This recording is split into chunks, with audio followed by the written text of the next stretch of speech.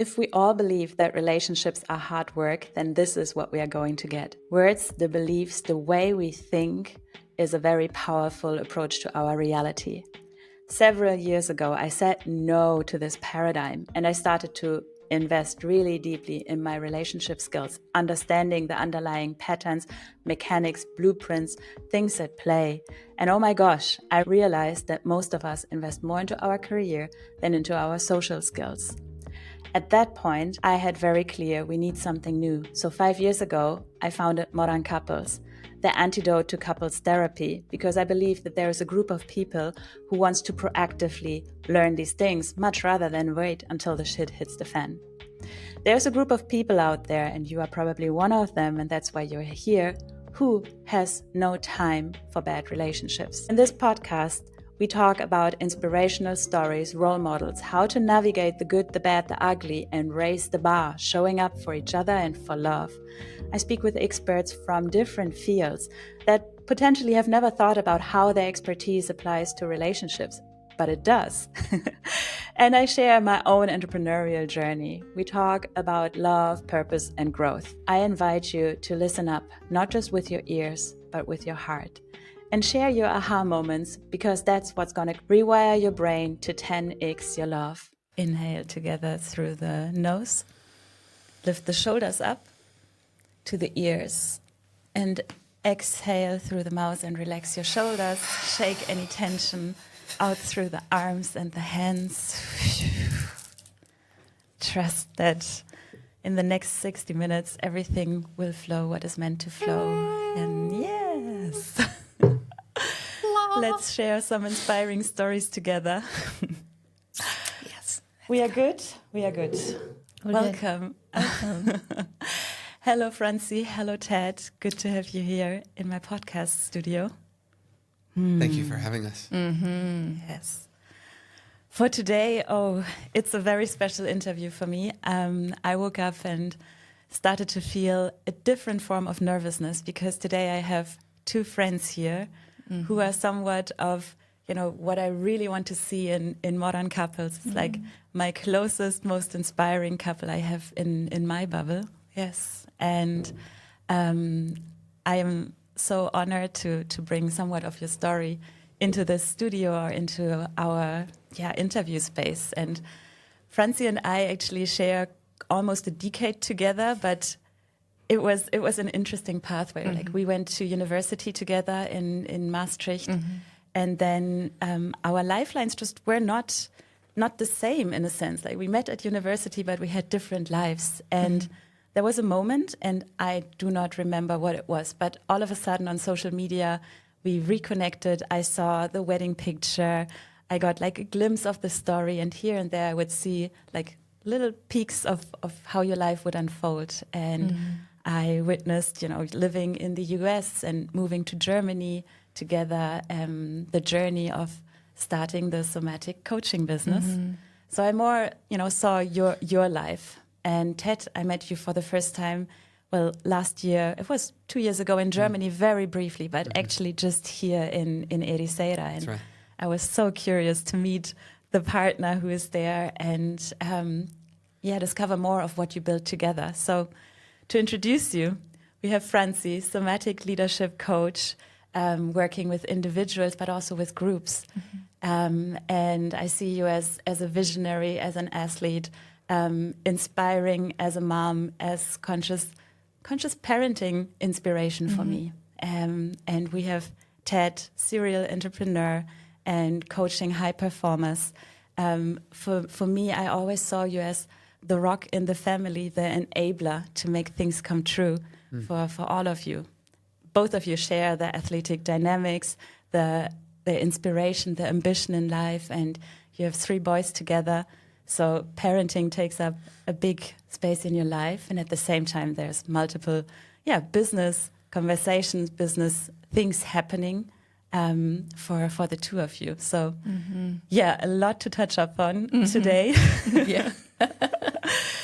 And maybe we can just start with, I would like to explore a little bit of the pathway from, there's 2 ambitious individuals that fall in love, come together.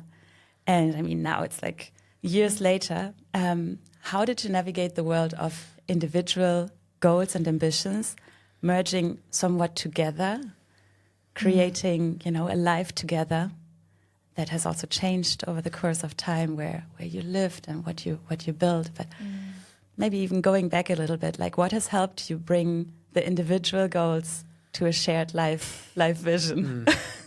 Wow. Well, I think for me, what comes up are two things. One is maybe a small set of principles, and then the other are life events that we could not have planned for, that kind of shook us into a deeper commitment with each other. The principles that come up for me are all pretty related. One of them is the word convergence, which was just kind of a thematic thing that we talked about a lot early on in our relationship, that we felt this kind of cosmic axial convergence, like that our relationship was happening almost against all odds. Like there was so many things in the way of our relationship in the first 2 or 3 years, and somehow the universe just kept helping us crash through those obstacles and become closer with one another. We can get into that if you want. The other principle that comes up has been more recent, which is this vision that I often have of a double helix, that if you have two people on life paths,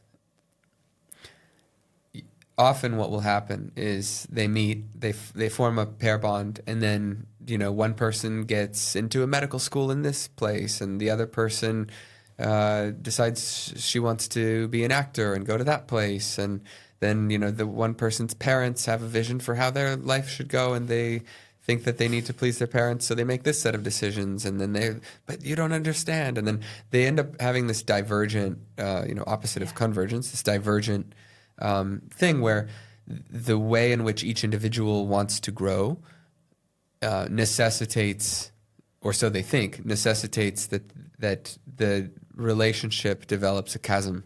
And I think it's a real choice that we've made to embody this double helix, where when we grow, we always make sure that the growth is together. So if I have an opportunity or something that I'm working on for myself, or a dream or a goal that I want to achieve, how does this become something that also brings Franzi and I closer together, and vice versa? And it doesn't mean that we have to do everything together, but it means that our growth strengthens this double helix, so that we're growing together. So I think that's the set of principles. And then I think that there have been so many life events that we didn't expect to so rapidly strengthen our embodied commitment to the relationship, ranging from very early on in our relationship, Franzi's dad passed away tragically, somewhat suddenly, and it really made both of us ask ourselves, like, given the shortness of life, what really matters? What do we want to prioritize? I think we had children earlier than we planned to, and we leaned into that. We embraced it, but that also forced us to both grow up really quickly and prioritize our relationship over everything else, because the best team is what's going to raise the best family.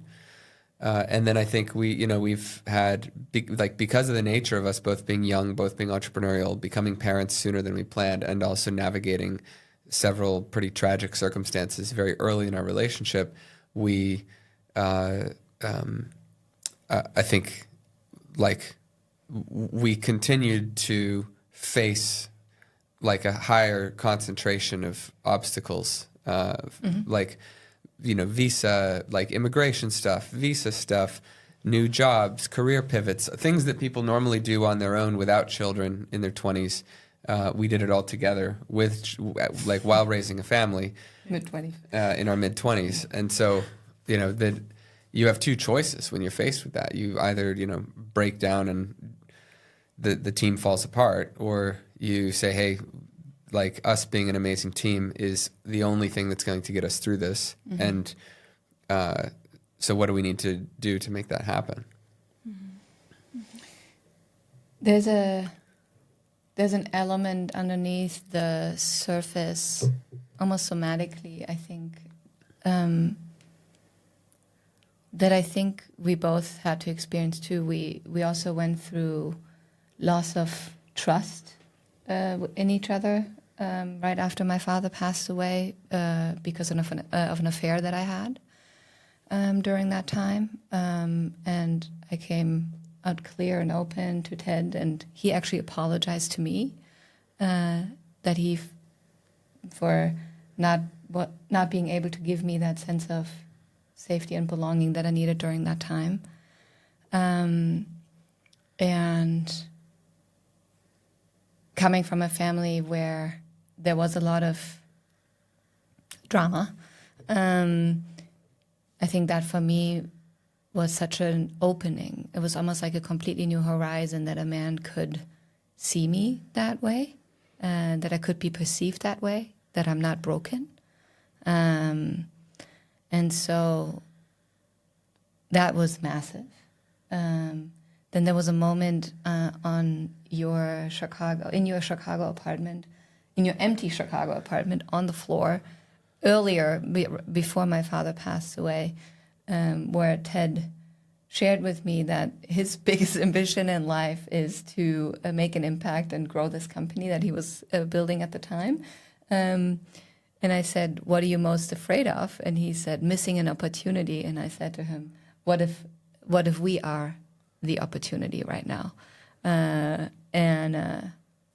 I remember him starting to cry, which I've never seen him cry before.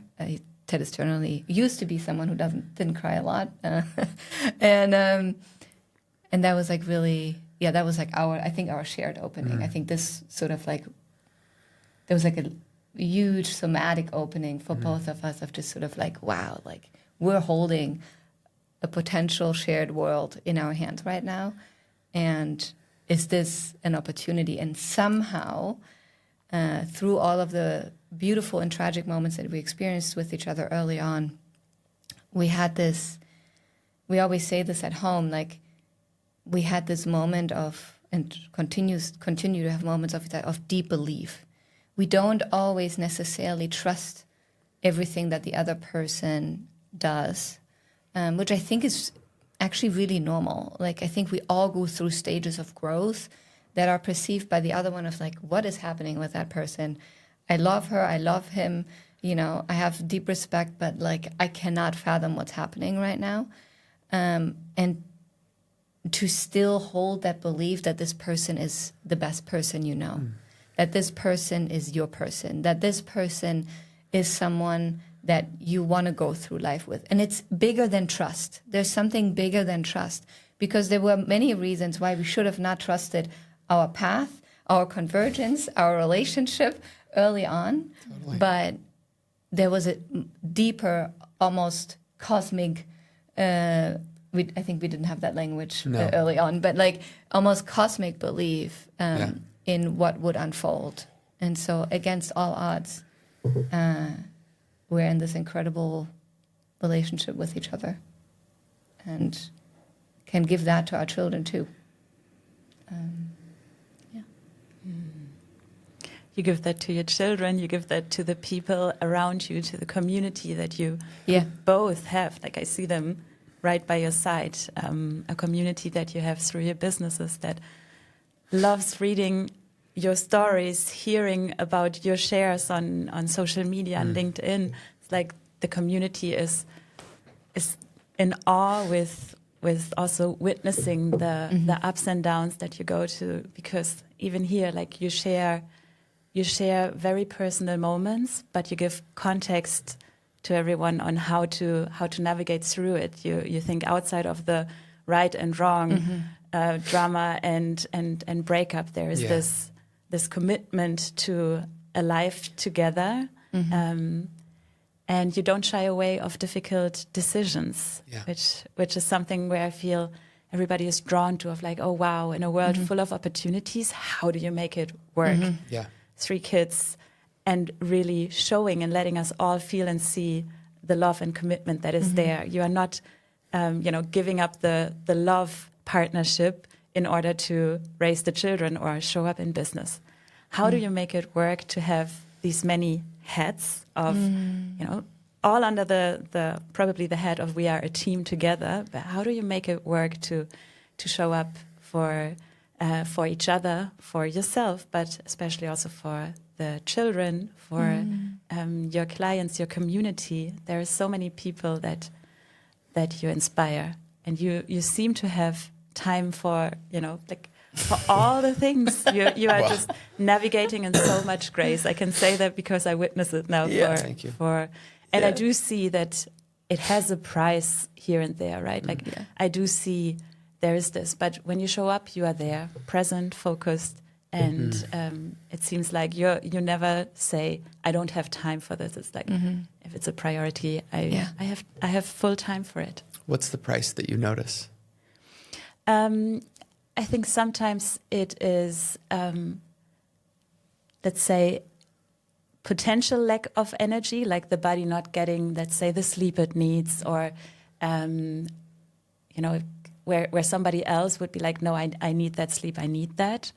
You are deciding, no, like the other thing will give me more energy, but for a split second, 5 minutes, I am I could really need that sleep, or I need a support. For sure. That's why we're so committed to our yoga nidra routine.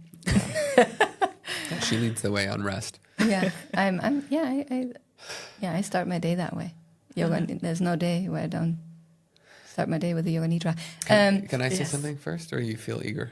I'll hold it. You go. I can see it in your eyes.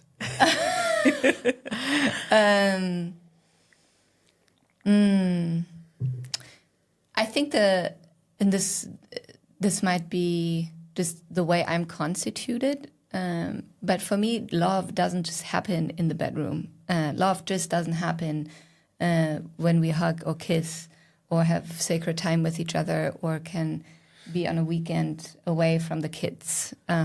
Love happens when we build business with each other. I think it's just an extension of who we are. I love some good intellectual romance. Like, I'm all here for it. This is a psychological love. This is a psychological love for sure. Like, I could sit with Ted for hours and just explore ideas around, like, for the world, with the world, of just like how we're gonna just show up and create something better and improve the world together. That for me, like quality time for someone whose love language is definitely quality time. Like, I could sit quietly next to you for hours, read a book, and be like, this was a great day. So I think we have to see the moments where love comes through, where we're actually living love and not just thinking about love as an expectation, but as a way of being, as a way of living. And so I created those 3 children with this man, with you. And so they're an extension of our love. And so spending a lot of time with each other as a family is really meaningful to me. For someone who didn't grow up in a family where there was a consistent family dynamic. My parents got divorced when I was 11, 12. There was a lot of rupture before. My parents were never really living in that convergence. It feels like the biggest success of my life to break that intergenerational. I wouldn't say trauma bond, because divorce isn't necessarily always trauma. I think in my case was, but I don't want to project that on everybody else. But intergenerationally, I think it is meaningful to me, and I think many others, to think about, like, how is family also a legacy that I want to leave behind. So I think that's what's coming up for me first. There's more, but I want to give some more to you too. I will ride on that last word that Franzi said, legacy. I think the two biggest things that come up for me when you ask this question of how do we make it all work, or how do we maintain a healthy relationship, love relationship, relationships with our children, still run businesses and do the things we do professionally. I think it's, for me, legacy and regret aversion. So, so first, on legacy, there's this African proverb, supposedly it's an African proverb, that if you want to go fast, you go alone. If you want to go far, you go together. I don't plan to die soon. So I really only have the option of going far. I have no desire to go fast. I actually went fast in my 20s and before my 20s. And I thought that going fast and trying to achieve really high professional success quickly was what I wanted. And I thought that when I would get there, if I would sell a company and get really wealthy, or if I would, achieve some really high status, influential position, that then I would reach the top of the mountain, so to say. And in a sense, I didn't have a big financial outcome, but I did achieve one interesting set of status accomplishments professionally. One being that I was appointed as the youngest advisor to the Obama administration, and the second being that I was listed on this prestigious Forbes 30 under 30 list. And both of those things were things that I would have, that I think if you'd asked me when I was 21 or 22, I'd say yeah, that would be amazing. I would love to achieve that. And I got them, and nothing changed. And it was you get to the top of the mountain, and then you just see more mountain ranges with even higher summits. You're like, oh, crap. Okay, so what does that mean? And I guess I think what the biggest benefit of having that early professional success was that it relieved me of a striver mindset, that I no longer felt like I had to achieve X by this age or this date.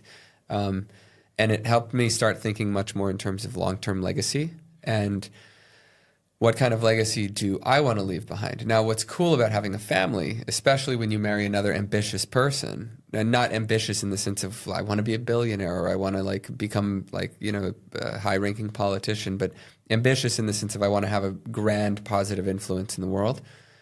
What's cool about that is that all of a sudden you can go much farther together in your legacy if you have a long-term outlook.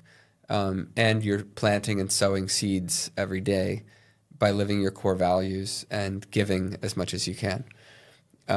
So what's dope about this family setup I have now is that I have 4 other people that shape me and I shape them, and we all influence each other. But we can build something amazing together. The children that we're raising, the relationship that we're building. I've got a 60 to 80 year timeline in my life, but then if I extend that into my children's lives, that's a pretty solid project timeline. I can scope a lot of output and a lot of accomplishment into that isn't reliant on me alone with my computer, just going to networking events and raising capital myself. And it's no longer ego driven. It's it's all about the team. So legacy. Short interruption, because this message really needs to go out there. The quality of your relationships impacts the quality of your life. It is, in fact, the key factor.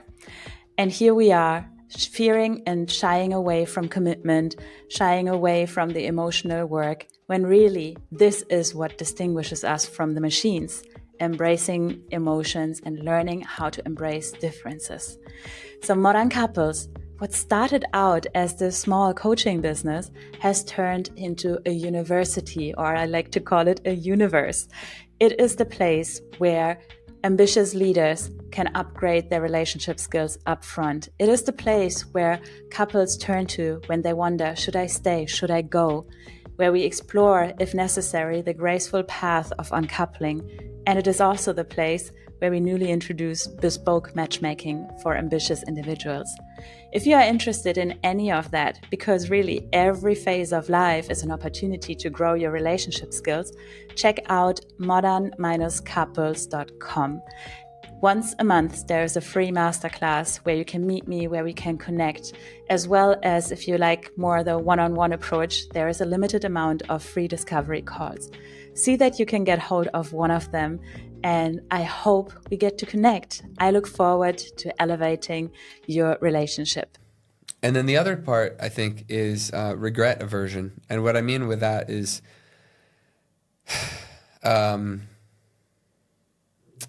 because I have such a long timeline to achieve professional success, work on projects, meet with other people who aren't family members, accumulate capital, add value to the world, solve big problems, whatever it is. I have a long time to do that. I only have about 20 years to raise good humans in my house.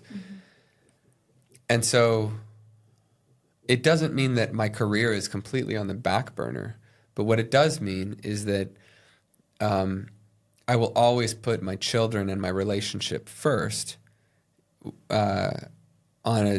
in sort of small daily moments and decisions, because if my child is crying and really needs his father, or he had a hard day and he needs to go for a walk with me, the email can wait.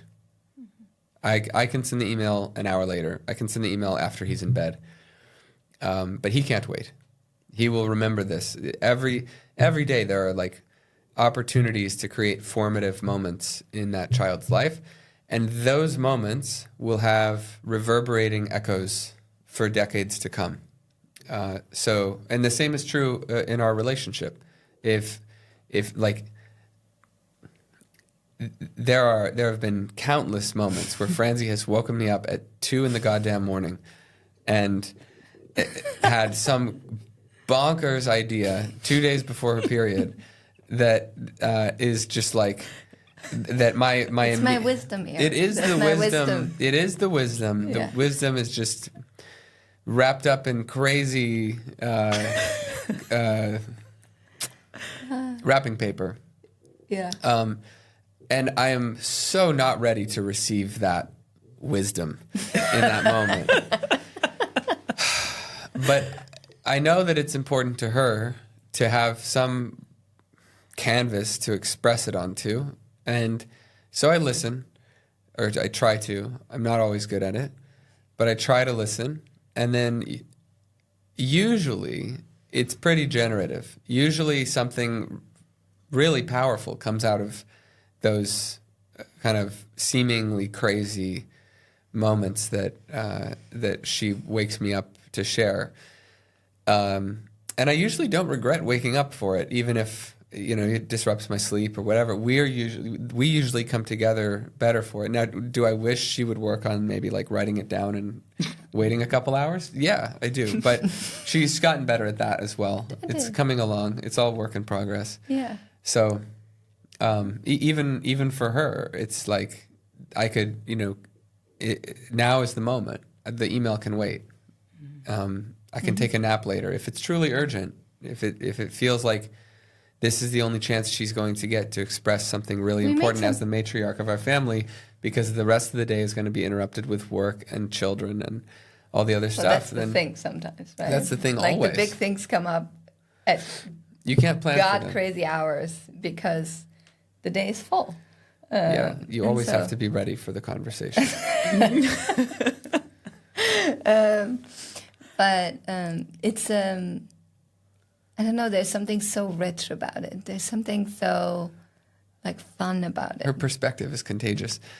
There's something so fun about just like waking up at 3 a.m. and being like, want to talk about, I just had this idea. And we made some really good decisions during hours like that. So I guess... Fun. What comes out of it is just sort of like it's that witnessing of each other, really, like of just sort of like, this is important to him, I know this is important to her right now. Like, can I entertain that? For sure. And if I allow myself to be in a flow and fluidity with her, with him in that moment, could this also be an enjoyable moment for me? Right. I think so much of partnership is also to just get better at giving and receiving both. Yeah. Right. We're all, especially the high performers among us, right? The modern couples among us, right? We all tend to be like high performers and like so good at giving. Give, right? And yet the greatest gift of life, what we always say, the greatest gift of life is to receive, right? You cannot give someone a better gift than to receive them wholeheartedly and compassionately. And even in the crazy moments, right? When you're angry, when you're mad, when you're sad, when you're in tears, like to really be received by someone, there's nothing that beats that. For children, for couples, in business. Right? This is what I praise in my work around somatic leadership all the time. It's like so many of the leadership challenges that we face in this time are because we're too fast to really see each other. And so I think we just we turned that into a commitment of giving and receiving, both. And it's a work in progress. I don't want to make this like a sort of like rosy-eyed kind of like, here's that code that we cracked. Like this was a huge learning process for us. Like we both still is. We both We both don't come from families either where like giving and receiving was mastered or anything like that. And, I, for instance, have no problem with conflict. I like dive right in. He does not like it. He had not had a lot of exposure of it. I have 3 other siblings. He has no siblings, right? So we both come from very different environments. But I think what it also shows is like that if you can craft a vision with each other, and if you can like really think beyond where you come from, right, which is such a determinant factor for so many of us. And if you say like, I want to transcend out of that, let's build a vision for each other, with each other, what is possible, what is wanted of us now. Then there's a whole new world, a whole new life that you can create with and for each other.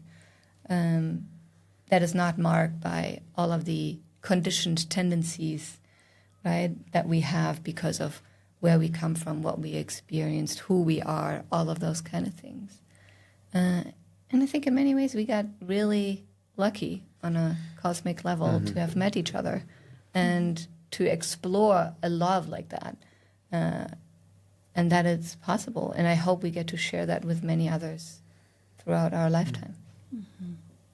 It definitely is inspiring to many, and like the picture while we were both describing, so to say, how to navigate the many hats. It's like it's not even hats you are wearing. It's like you are in this river called life, and you are going with the flow, and like it's like all mixing. Like the things are all one. There is a oneness in what you describe. I feel like I'm no longer. I don't see a hamster wheel. I don't see a box. I don't see the frame of a fixed day to day. Like there is you allow for these moments where a thought comes up, where a question needs to be challenged for new things to form. And I do see how you come up with new ideas of how to live life, parenting, and all things where potentially there's no book there that is guiding you, and there is maybe few role models that guide you on that level, right? And you allow for these ideas to come up. When you allow them to come up, there's also less time wasted resisting or fighting against. Like there's a healthy flow in this. When I arrived, I walked into a very heartfelt moment, and I feel it fits in here quite well. Yeah. Yeah. The question was, what was the most masculine thing you ever did in your relationship or showing up for each other? Yeah, interesting. Well, the background context is Franzi and I were talking about roles in a relationship, the role of a woman, the role of a man, and then also not exactly the same, what is masculine and feminine energy and the balance between the two. What is that supposed to look like in a relationship? What is it supposed to feel like?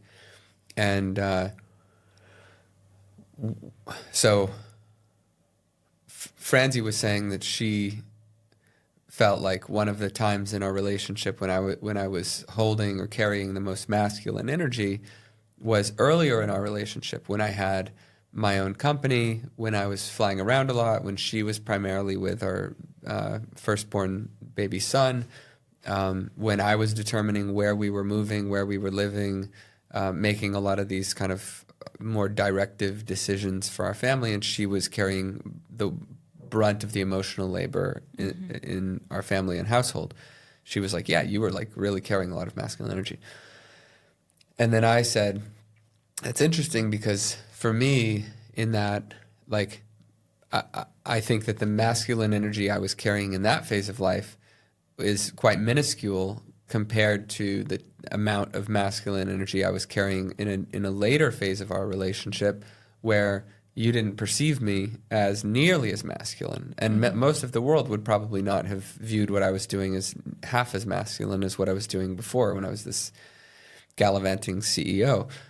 And this later phase was, it was a set of courageous decisions I had to make to stay at home more, be much more supportive to Franzi, both, I think, in multiple ways. One, psychologically, because you were dealing with some postpartum psychological challenges. Two, taking care of the kids more, staying at home more, because we, by that point, had 3 kids, and you had just given birth to 1. And third, from a career perspective, I kind of took a back seat in terms of, like, I joined another company as an employee so that I could have some flexibility and stability in my work routine, not thinking 14 hours a day about what I need to do to run my own company. That also gave me the flexibility to help Franzi go full-time on her business, which she had dreamed of building for years, and really lean fully into her passion of somatic coaching for executives. And for me, this phase where I was in the shadows, I was with our children, I was doing laundry at 11 p.m., I was, helping her with her business and playing kind of a household support role, that to me was much harder to do. It required much more courage, and it was a far more masculine decision. It doesn't check any of the boxes for, like, stereotypical masculinity. So that's what we were talking about. Yeah, from an outside perspective, you were doing tasks that are considered to be more, what a woman thrives in. It's not even that it's necessarily feminine or masculine, and that's what I think becomes quite clear at that, because, like, what was the energy behind it? What was motivating you in that moment to show up in that way? And I think, like, that was the masculine energy, right? Like, I'm showing up for making sure the family is safe, and even, like, showing up to support my wife to live her dreams in that way. Yeah. I think what it also gave rise to, and I think we didn't know that at the time, I think we acted upon an impulse of something that we knew was important for our family to gain a sense of new stability and entrepreneurialism at the same time, right? Like, we just had our 3rd child, the entrepreneurial fire was really high, but there was, like, opposing forces, and And I think what we learned through that is like that there was a whole new level of team cohesion and potential, like of really becoming like really in sync with each other. We've heard so many times from others of just like, I can't believe you, like in Germany, we used to walk, here we drive more, but I can't believe you walk your kids to school together every single day. Right. Why would you do that? Well, that is not time efficient at all. But it's not about the time efficiencies. Like we got to bond with the kids. We got to like sort of like prep them emotionally and energetically for the day. On the way back, we would talk about like what are our to-dos for the day and what's important for the business and check in with each other of how we were feeling. Like there are so many ways of how we've started to fuse through the new roles that we took on. Yeah.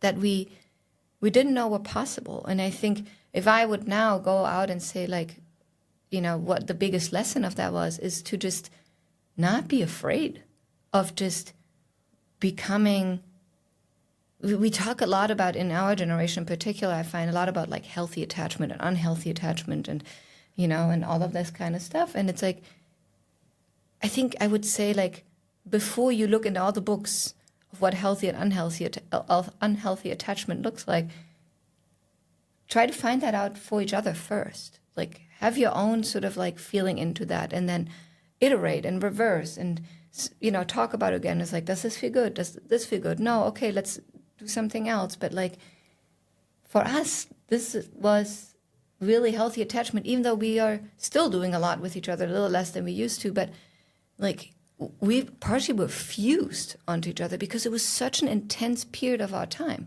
of our life. Like we had 3 young boys. There was a pandemic. I was building a new business. Ted was in a new job. It was fucking intense, right? So the best thing that we could have done was to just hold on to each other and go for that ride. Yeah. Right? Yeah. And I'm super proud of it. You kind of laugh through the beautiful chaos. It was insane. Not try to hold on to so rigidly. And I think we really co-regulated each other through that. Yeah, I think so too. Because I never had the feeling I'm in it by myself because my husband secretly resents me for building that business. Yeah. But you were like my co-pilot. And, and we always say like we have those entrepreneurial periods where like I'm building a new business and then like, and then he's building a new business like 4 years later and then I take the bet. So it's like, it's like we kind of like just like support each other as we go and one stabilizes the other in those moments. So going back to the helix somewhat. Totally. And like, absolutely. I think a key is this long-term thinking of like, what are we able to do? And what's right for you as a couple and not like all of those ideas out there and like attaching to those, but like, what's your shared nervous system? What's your shared sort of like, what does your system need? What does your family system need? Right? Where do you come from? And as a result, like, what is it that you're here to heal in this relationship? Yeah. Right? It's so much more complex than all those platitudes of like, here are all the things that you need to do. It's like, listen to the people, see what they're working on, what needs to be healed for them, and then be like, okay, so where do we go from here? How do you want to make it work? Be creative. Like, embrace the possibility and choice and love. It's so liberating. So liberating. Yeah, I think I have a very complicated relationship to social media because it's so easy to see what couples are posting about their relationship and think, oh, like, what am I doing wrong? Even if you recognize that it's everybody's highlight reel, even if you do that, still subconsciously, I think it's, even you're not trying to compare yourself, but you go on these platforms and you see nobody's showing the full mess, right? Nobody. And usually the people who are showing the most glamour have the messiest backdrop. I think I want to share more of this on, with the world. But I also want to be really conscious of contextualizing it as it's complex, right? Like, how do you do that? How do you do that in a world where attention is the currency, right? And people are not always there to see the whole journey. Or, I mean, even looking into the movies that are out there, movies are also, targeted towards what is our attention span, and that they don't focus on how to have the difficult conversation over the course of 3 years or a lifetime and navigate that. So sometimes it's a challenge between how do I actually share it so that they can use it, while at the same time potentially still being in it, and how do we navigate that? You're always in it. That's the thing. I think there's like, the more in it I am, the less I feel like sharing, because I feel like I'm not ready. It's unprocessed. It's raw. Because it's so real. And it's vulnerable in that moment. It's vulnerable. Yeah, so vulnerable. Yeah. One of the best things that my own coach said to me over the last few years that I pretty much apply to any facet of my life is, as a leader in your own life, whether that is as a parent or as leader in your own organization, more like leadership as a way of being, I should say, is to learn how to get out of your own way. And I feel like in our relationship in particular, it was so helpful to embrace that, because it really helps you to not just see yourself and all the things that you come with and that you need, and I deserve this and I need this and I want this, but like really think about the collective spirit that you're holding and how sacred that is and what you want to do with that. And it means that there are very, very uncomfortable moments of like, I am the bottleneck here. I am the one that's potentially destroying the spirit right now. And I need to get the heck out of my own way. I need to say it out loud and say like, I'm not good. And that was really hard for me, because being that vulnerable was not safe for my body for a very long time. We talk about receiving, right? I was never received in that way. And so I didn't know how to give it. And so I think that is so crucial to like just get out of our own way.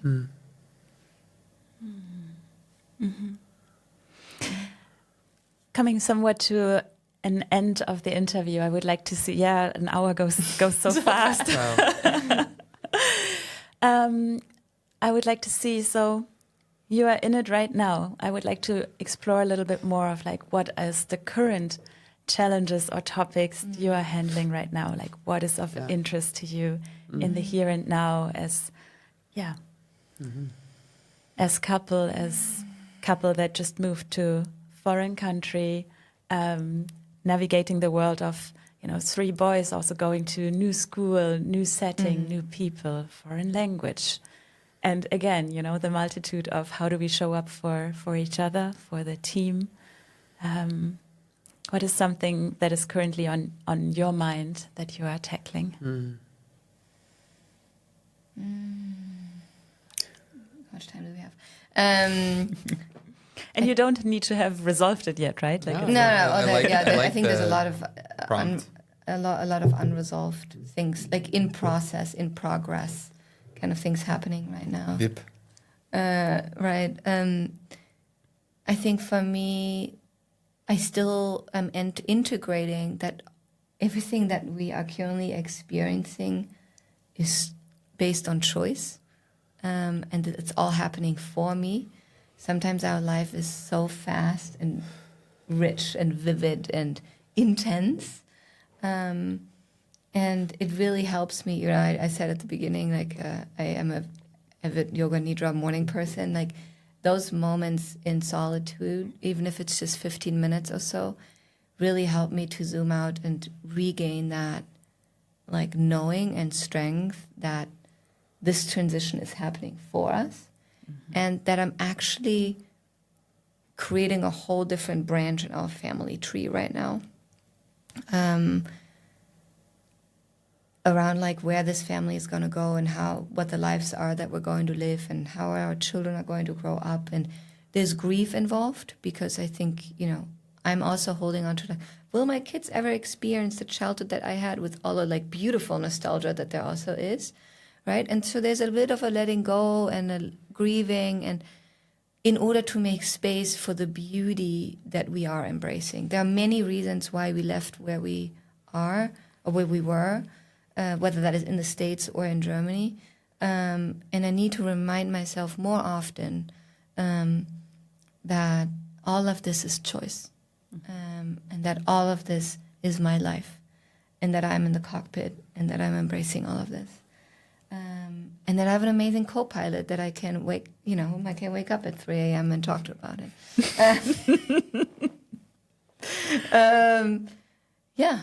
And I think another piece through the transition became very clear for me that I want to embrace my maternal energy more again, want to put my business on more autopilot, only show up for my calls, and really just deliver an extraordinary experience for the people that I get to work with, and read, write, and show up for my calls so that I can give more space to him to build, this community that he wants to build of extraordinary men, but also so he can have more of, I think, what he's longing for right now, which is more time in the creation energy, and building something again more proactively, more in the front seat, rather than you sort of like assisting me as my COO and Chief Spirit Officer at Leadership That Heals, which is my company. I got nothing left to say. She nailed it. That's what's going on. That's what's going on. Oh, wow. Me too, baby. I think we are complete. Thank you so much for sharing your story here with all of us.